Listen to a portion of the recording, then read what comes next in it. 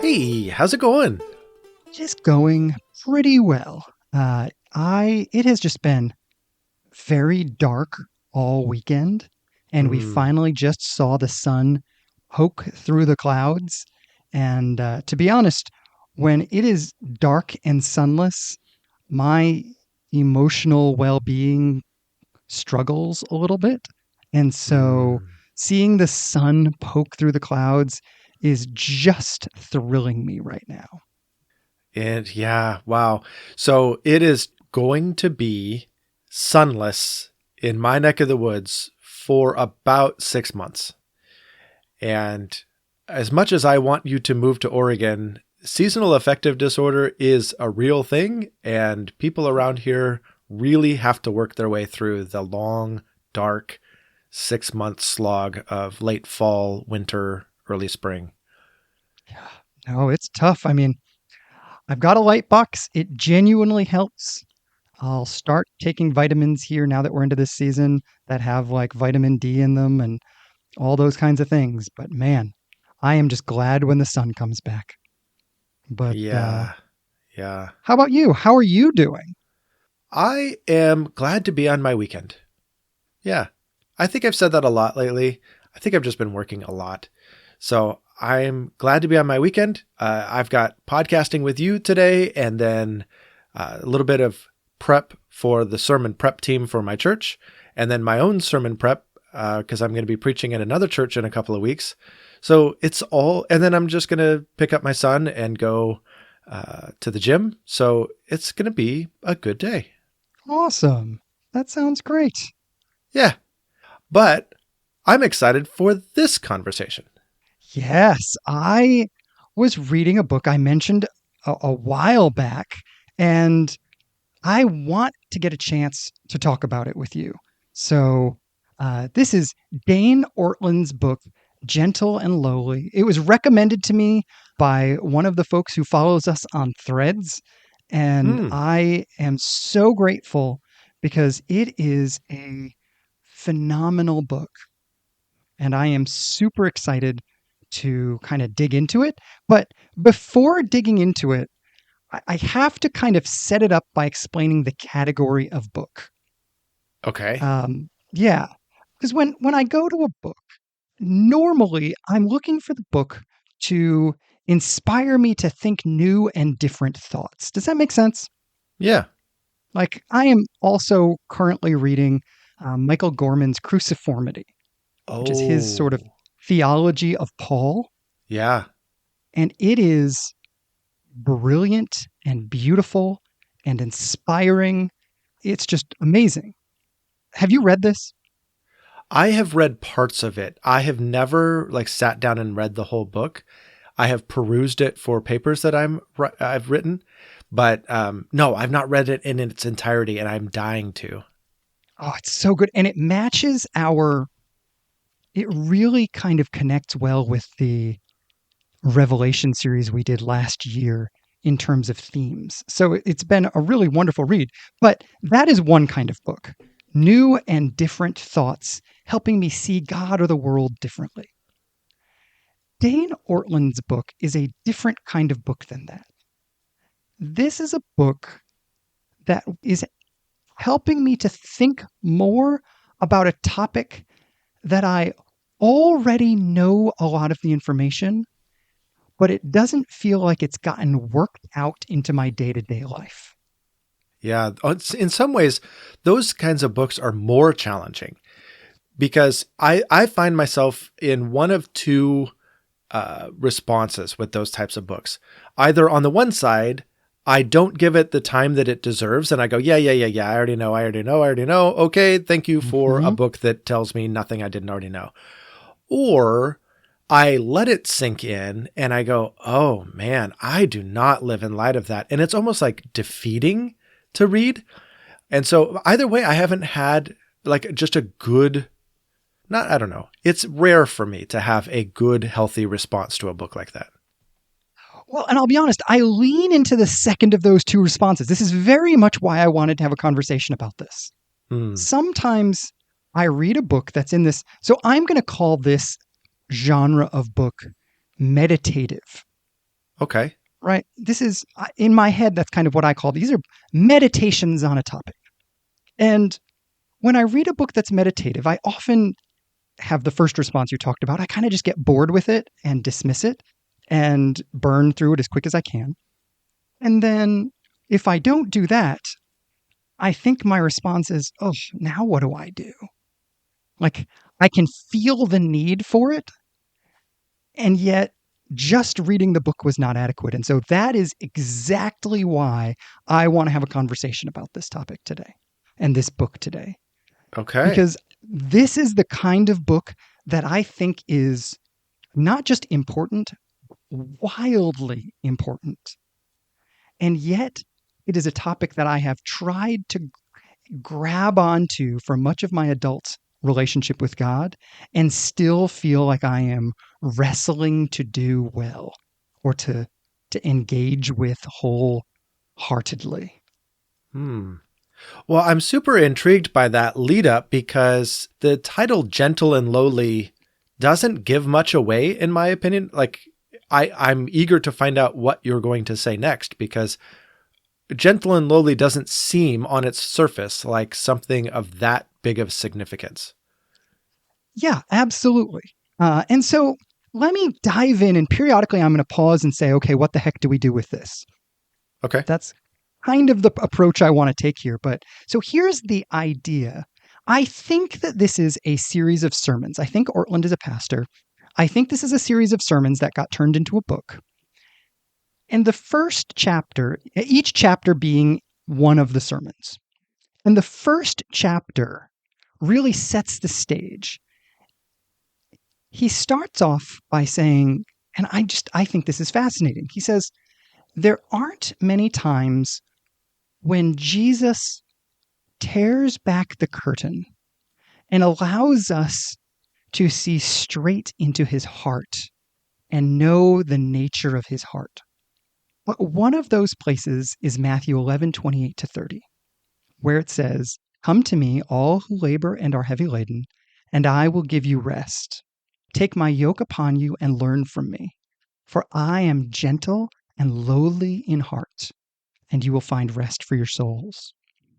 And the essence of the book surrounds this idea that, first of all, and I think I shared this in a thought several months back, when we think about Jesus, our primary theological exploration is into the work that he has done on our behalf. What Ortlund wants to do is dig into the nature of Jesus, who Jesus is as a person and as a being. What is his heart? And it's interesting. He describes heart as the central animating center of all that we do. So what is at the core of Jesus' nature? Hmm. And this verse, these two words, gentle and lowly, are one of, if not the only, Ortlund claims it's the only time Jesus says, this is what my heart is like. I am by nature, at the core of my being, I am gentle and lowly. So, I mean, I imagine you've got so many things about what are the ramifications for your life and how you want to live into that. But I'm hearing the words gentle and lowly, and I'm just wondering, what in the world does lowly mean? Gentle, sure, I think we can get, but what does he mean by lowly? Yeah, both of these he gives interesting descriptions of. So for gentle, he says it's the same word as in the Beatitudes, the word meek. It's the opposite of being harsh or reactionary, which is deeply challenging to me because I am a harsh person by nature. Like I have to work really hard not to be reactive. But lowly, and this is the one that I thought was interesting, lowly here it's not the word that we would associate with the virtue of humility. Rather, it really speaks to the circumstances a person is in.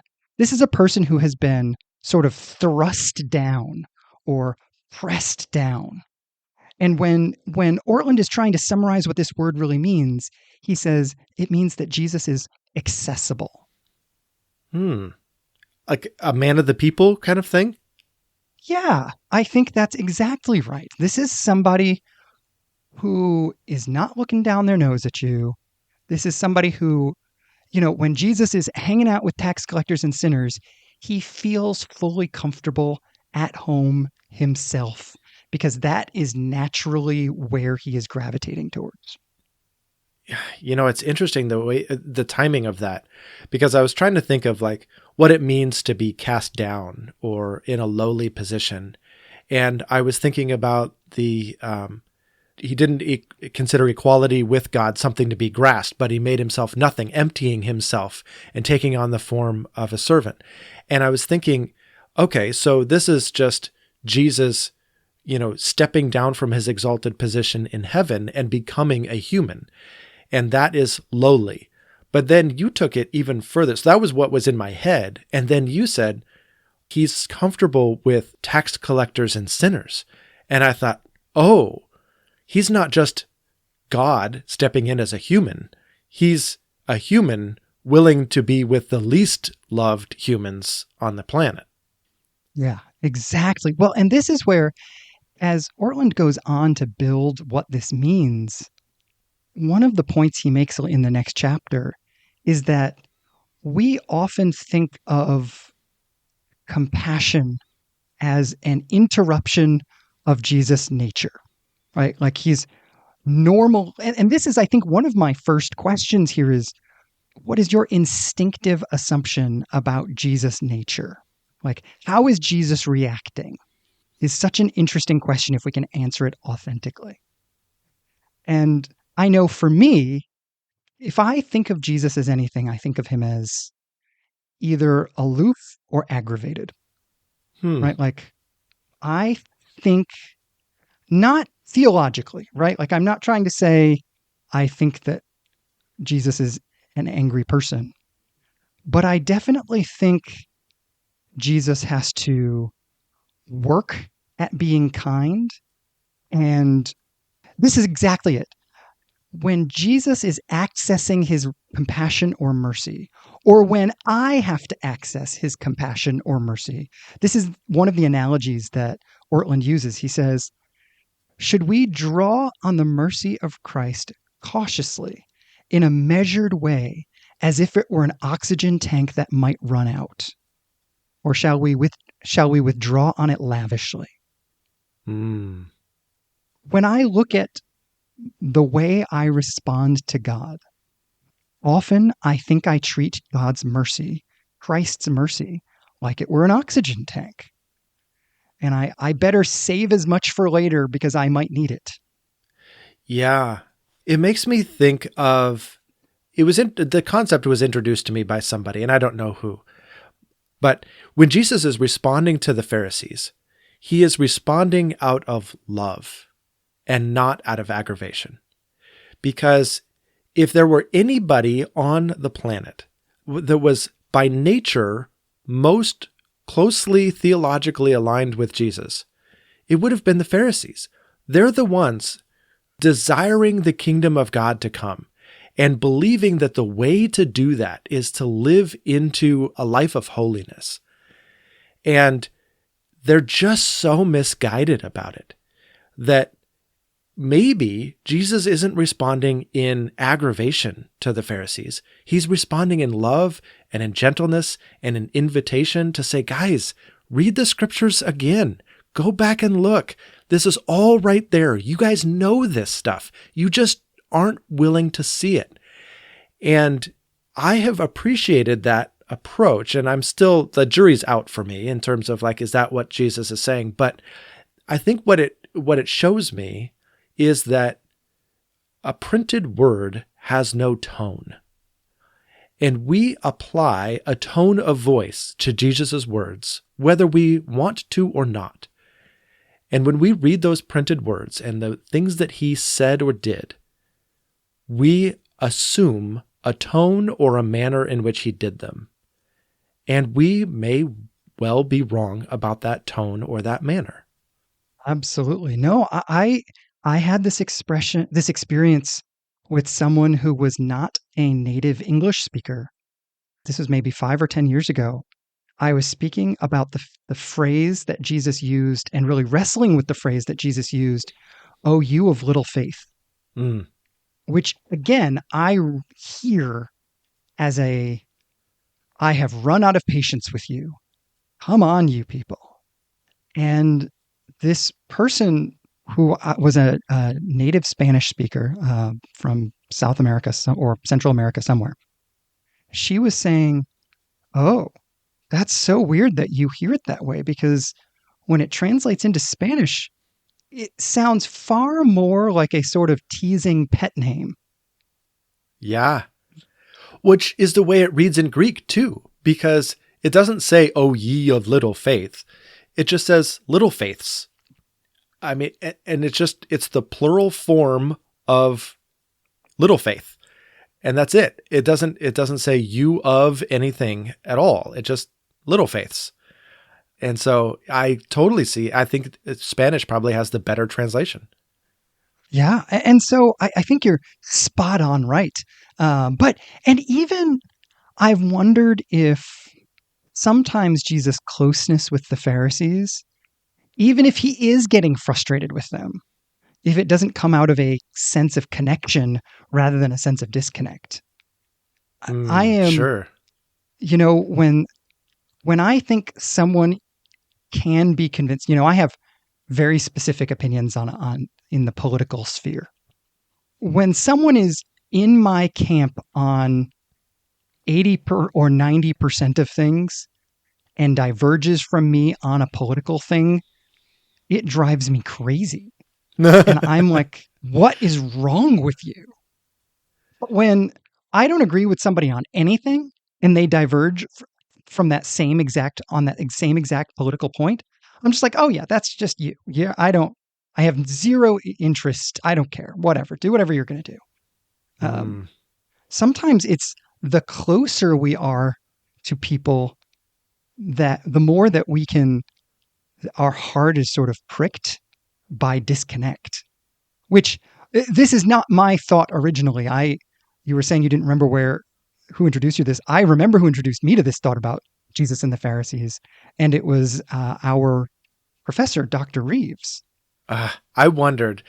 Yeah. Okay. That makes perfect sense. He used the phrase in his class, Jesus and the Gospels, whatever the class was called. He said, the debates with the Pharisees take the form of in-house debates. And he wasn't trying to say Jesus was a Pharisee, but he was trying to say these are people Jesus connected with on a lot of levels, not people that he was categorically in opposition to on everything. Right. And the opposition really came because of the Pharisees. The Pharisees determined to make Jesus their enemy. Not necessarily the other way around. No, absolutely.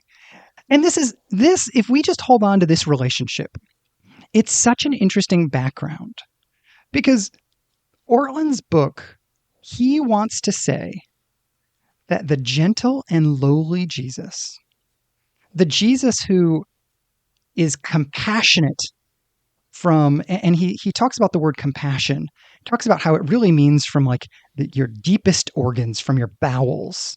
Like, and that's where Jesus' compassion is rising from. He talks about how we are either going to see wrath, the frustration and anger of Jesus as an interruption of his normal response, or we are going to see kindness and compassion as an interruption of the normal angry response, that we kind of will lean one way or the other. Yeah. And where we lean is going to be deeply determinative of how we respond to Jesus when we realize we have fallen short. And this is the thing that I loved, kind of building on Hebrews 12:2, where it says, for the joy set before him, he endured the cross, scorning its shame. One of the arguments he makes is that Jesus' joy is increased when sinners access his mercy and forgiveness.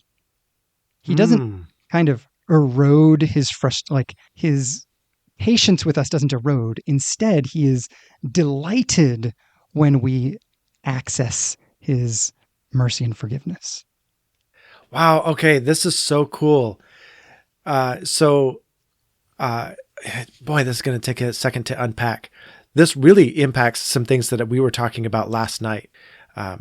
In our community group, we were talking about how God gives various gifts to various people. And the idea of being generous can apply to far more than just money. You can be generous with your time. You can be generous with your knowledge. You can be generous with your compassion. You can be generous with your finances, right?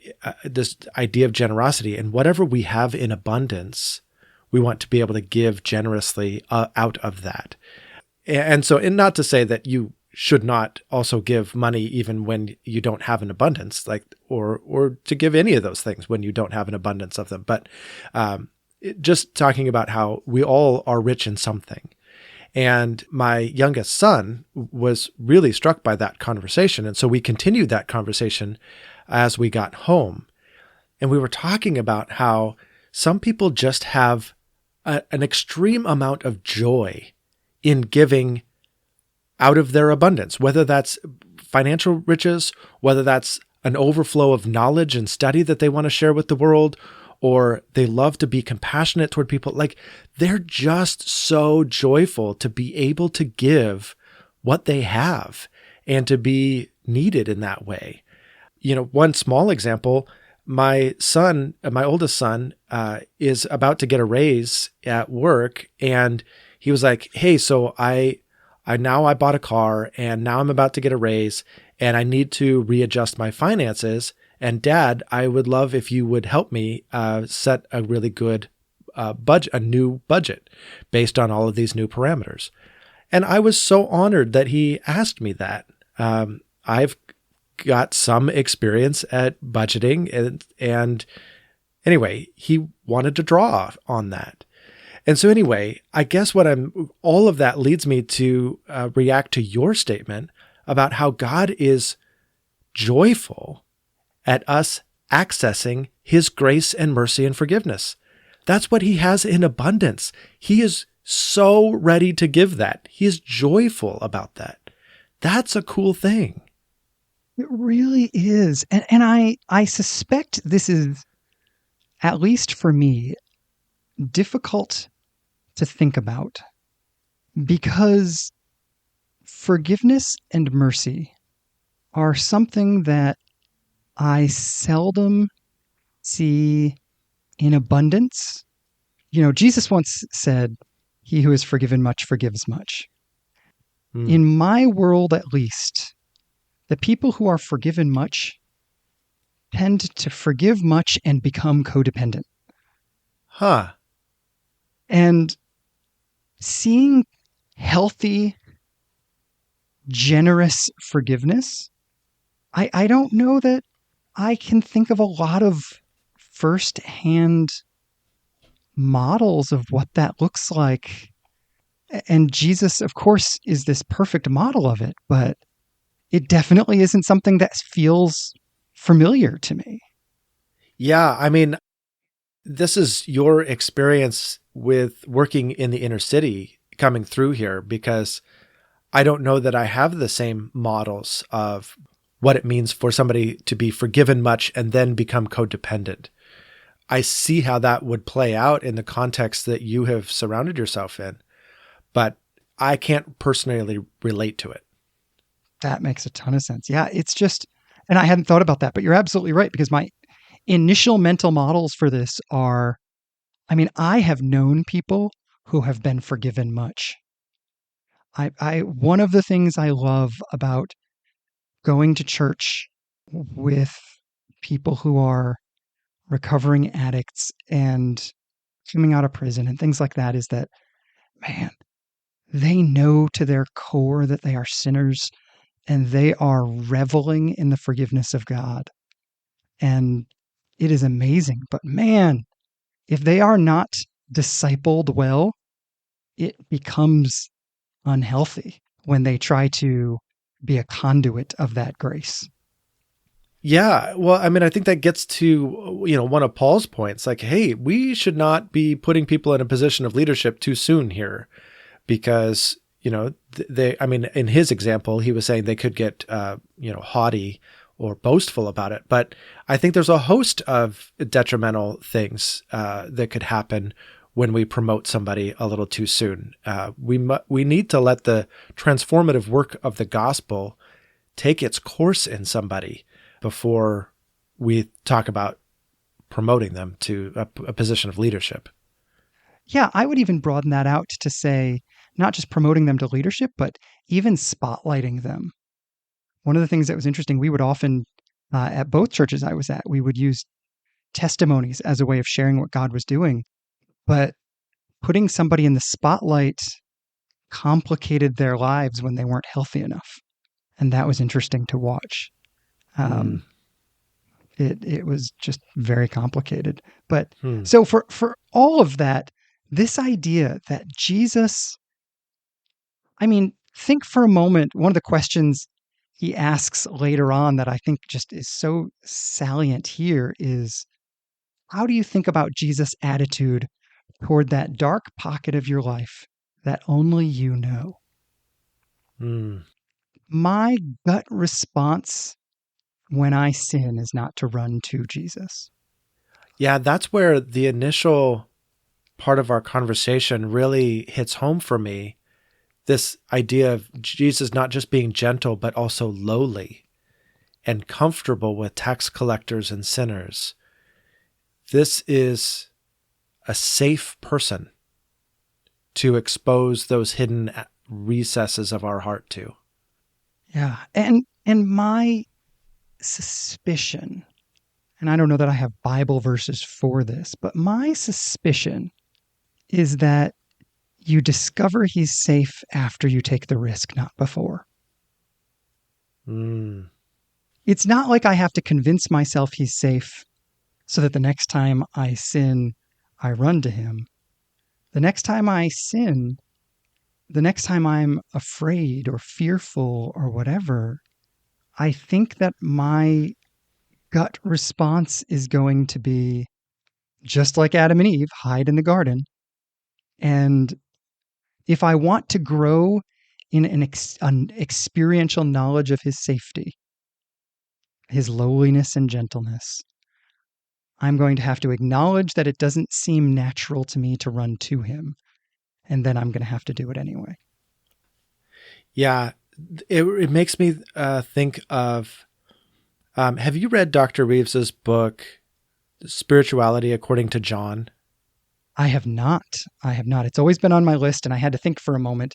I have heard you talk about it a lot, not necessarily on the podcast, but I know you have great respect for it. And it Yeah. just has never quite made it onto my reading. So he understands the Gospel of John to really be informed by and framed by the scene at the end of chapter 1. The two disciples came to Jesus, and Jesus said, "What do you want?" So this is verse 37. They said, "Rabbi, where are you staying?" And he said, "Come, and you will see."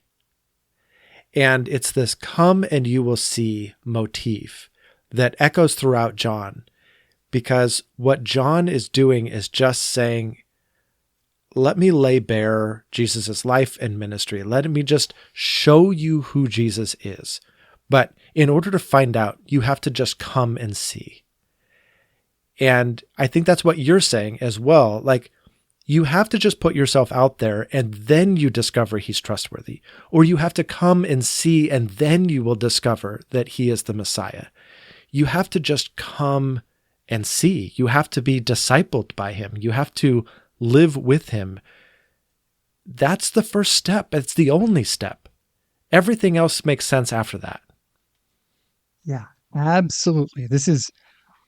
I really think this is one of the places where our approach to discipleship is sometimes a little off track, because I think we suggest that the order of operations is know and then do.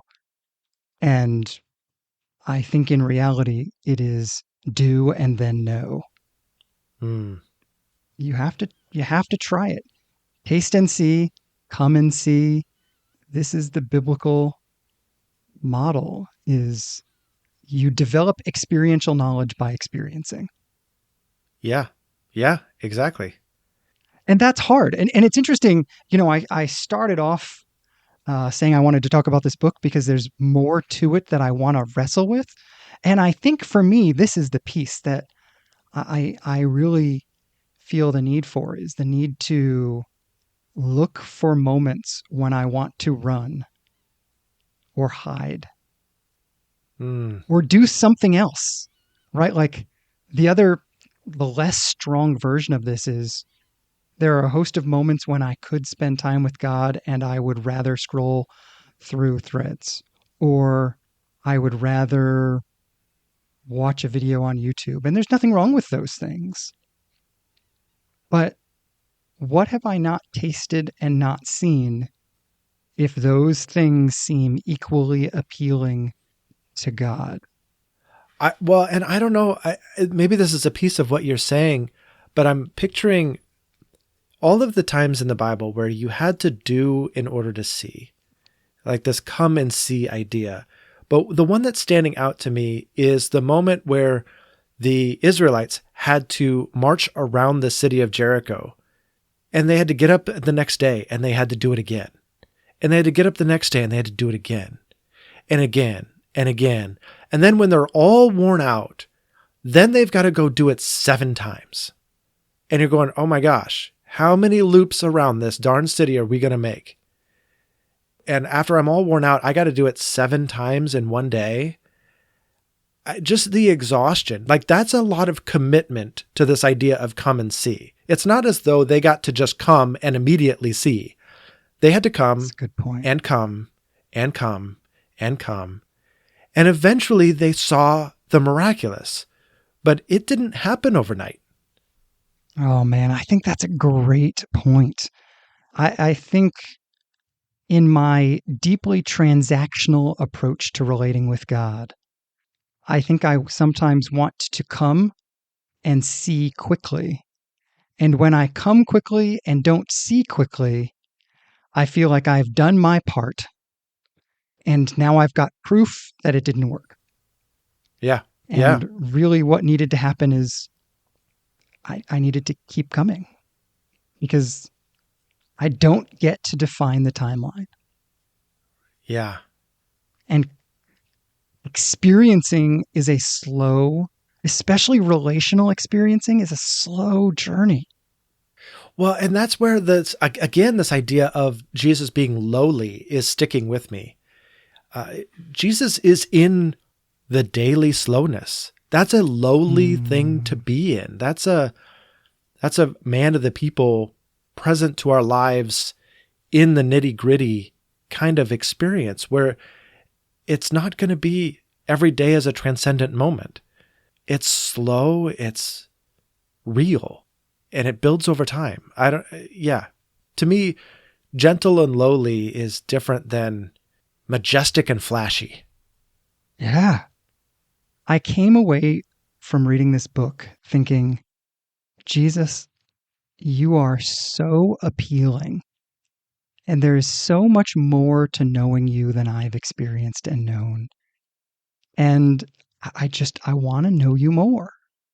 And it's, again, coming back to where I started, there's nothing that we have talked about, I think, that's earth shattering, right? Right. It's just so good and so important. And I so deeply want it to be the foundation of how I live and work and move and breathe. And sometimes it is, and sometimes it isn't. Man, this is so good. I'm glad you read the book. I'm glad you made this a topic of conversation and that I could benefit in some way from this book, and hopefully our audience can as well. So I'd love to invite the audience to react to this conversation, this book. If you've read it, let us know what your takeaways were. And what do you want to live into as a result of this conversation? We'd love to hear it. If you want to post on Facebook, on Threads, on Instagram, we'd love to hear from you. And you can also write to us at onthephonewithjosh@gmail.com. Yeah. And the other thing I would love, like I said at the beginning of the conversation, this book was a recommendation from a person who follows us on Threads. Right. So thanks to that person. And if there are books that you think, man, this is worth reading, I don't guarantee one of us will read it, but if you recommend it, there's a far greater chance than if you don't. And so we would love to hear books that you'd recommend. Yeah. Yeah. But that's Gentle and Lowly by Dane Ortland. But now, Josh, I want to turn the conversation to you. I'm sure you're thinking about things this week. I am so interested to hear, what have you been thinking about? Yeah. So we mentioned earlier in the podcast that as we record today, it is early November, but it's actually November 4th as we record today. And I know we're not releasing this until early January, but it is the day before the election. And all across the country, cities are gearing up for civil unrest. And in a lot of ways, that unrest is likely to happen regardless of how the election goes. And I know at our 911 center, we are also making preparations for the turmoil around the election. And it's going to be interesting. As we release this, I don't know what will have transpired. But as we release this, we'll also be looking ahead toward Inauguration Day, which is yet another moment where civil unrest is possible. And I think about our Revelation study and how God is so much greater than the rulers of Babylon, and how God's kingdom is supreme and all of the nations of the earth are beneath him. But it all kind of came home for me. My friend and I just finished translating Psalm 46. And Psalm 46 could not be more appropriate to a moment in time when we think about an election and major civil unrest all across our country as a result of that election. So if you don't mind, I would love to just with have that in mind as I read my translation of Psalm 46. Yeah, absolutely. God is our refuge and strength, a helper always found in time of need.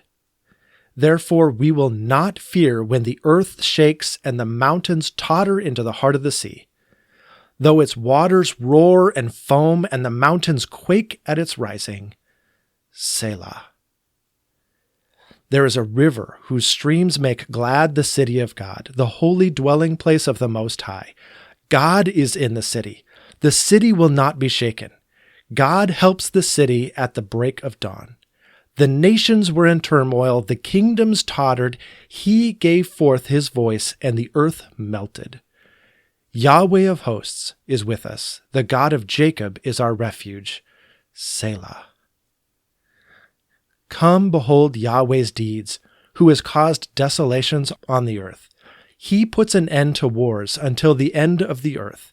He breaks the bow, smashes the spear, and burns the chariots in fire. Relax and know that I am God. I will be exalted above the nations. I will be exalted above the earth. Yahweh of hosts is with us. The God of Jacob is our refuge. Selah. I don't know what's about to transpire, but I'm going to keep this psalm with me. I am so struck by how sometimes it is the timeless things that are the most timely. Yeah. And this is certainly one of those. Yep. Just wow. Yeah. I was blown away by something that was written in Hebrew in Israel 3,000 years ago could be so incredibly relevant to this exact moment. Mm-hmm. So that's my thought, and I hope it continues to be my thought. And now I'm turning it back to you. What are your thoughts this week? Man, well, this is coming from my reflections on what my pastor was preaching on Sunday. Do you remember the story of the 10 lepers and Jesus heals them and one comes back and says, thank you? Yeah. So this is a fairly simple thought, but Jesus, when he sends them off, he says, go present yourselves at the temple. And all the Jewish ones go and do that. And the Gentile one doesn't. The Samaritan comes back and presents himself before Jesus and offers thanksgiving and all of those kinds of things. And Jesus' response is, where are the other 9? Wasn't everybody healed? And it's interesting because he gave them a very specific command. Present yourselves at the temple. And I don't know that Jesus was thinking all of this, and I'm certainly not going to, I don't want to assume too much, but it sure seems to me that one leper that came back, Jesus takes his thanksgiving and kneeling before Christ as a fulfillment of the command given. Mm. And it's a really, really subtle moment, but I think it is a moment where Jesus is stepping into the place of the temple. And I am struck once again by how our categories for Jesus, is he God or is he human or both? Is there a Trinity? Is incarnation? All of these are not the Jewish categories that Jesus was living in. The category for Jesus that he consistently seems to step into is, I am the temple. And I think when we come to Scripture, and particularly to the Gospels, looking for Jesus to say, I am the temple, there are a host of moments he does, and they are theologically rich, if we allow them to be. Man, that makes me want to just reread one or many of the Gospels and just look for claims of I am the temple or stories that point to Jesus as the temple. That is cool. And I think it answers a really important question. Like when I was a teenager or whatever, one of the questions I had was, why doesn't Jesus just explicitly say that he's God? Like, come on.